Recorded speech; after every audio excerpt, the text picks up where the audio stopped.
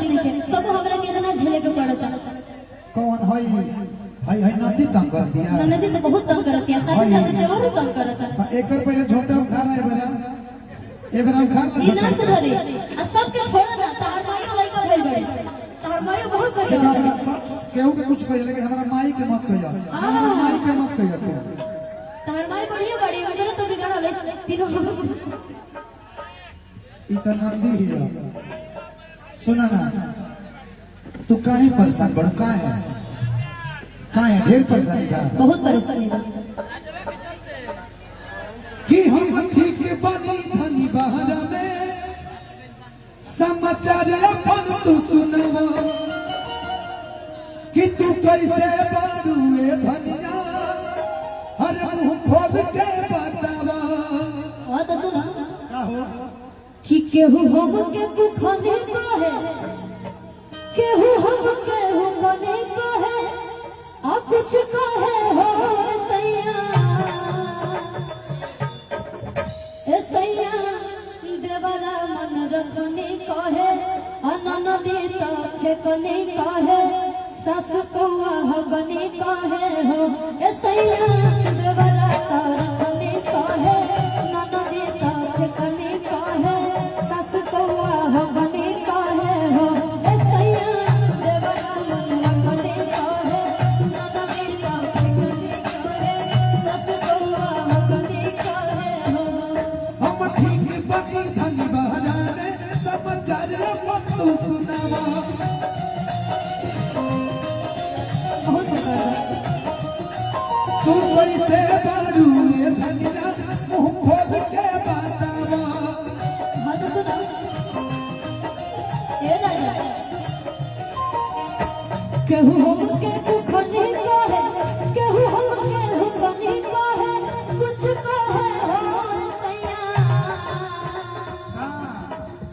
ए सैया नन देता फेकने को है, देवरा मन रखने को है, सस कौआ हगने को है हो ए सैया नन देता फेकने को है, देवरा मन रखने को है, सस कौआ हगने को है हो।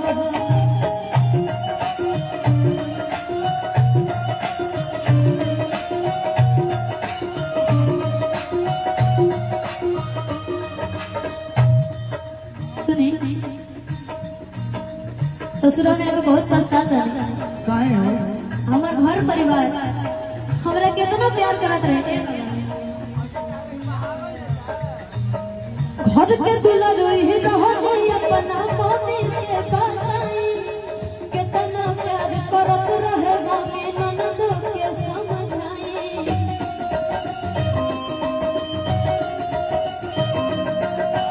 घर के दुलारोई के रहनी सैया जी समझाई, कितना प्यार करत रहे मम्मी ननद के बताई।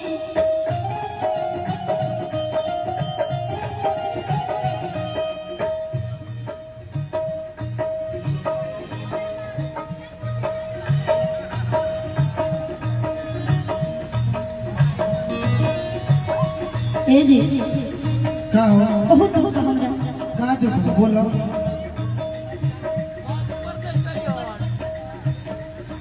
तू पढ़ल लिखल बारू धनिया तू हमरा के बतावा।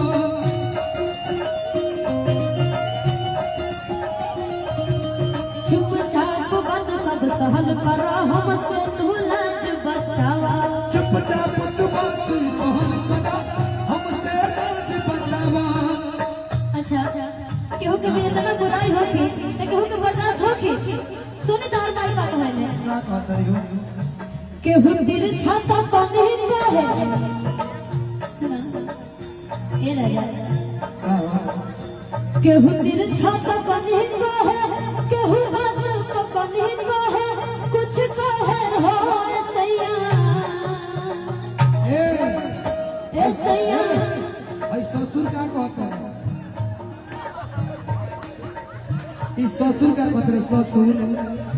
हाँ अरे वाह ठीक ठीक ठीक ससुर तिरछा कने को है, केहू बात कने को है,